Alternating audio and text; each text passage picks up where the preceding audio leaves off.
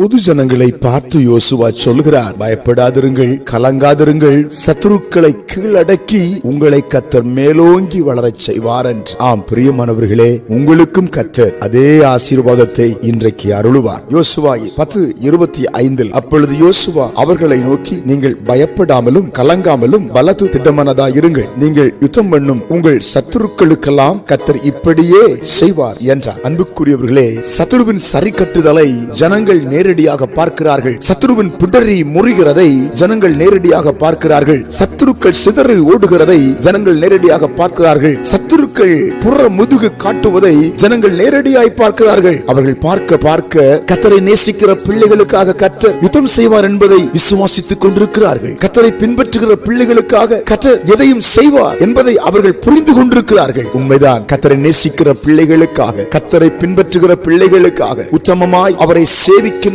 பிள்ளைகளுக்காக கர்த்தர் யுத்தம் செய்ய வல்லவர். ஆமென். யுத்தத்தில் தமது பிள்ளைகளுக்கு ஜெயம் கொடுக்க வல்லவர். இந்த நாட்களில் ஒருவேளை நீங்களும் சத்துருவினால ரொம்ப வேதனைப்படுத்தப்பட்டு சில சிக்கல்களில், சில கண்ணிகளில் அகப்பட்டு விடுதலை பெற முடியாமல், ஜெயம் எடுக்க முடியாமல் நீங்கள் ஆதாங்கப்பட்டுக் கொண்டு துடித்துக் கொண்டிருக்கிறீர்களோ, கர்த்தர் இந்த காலை வேளையிலே உங்களை பார்த்து சொல்கிறார், பயப்படாதிருங்கள், கலங்காதிருங்கள், திட்டமனதாயிருங்கள்.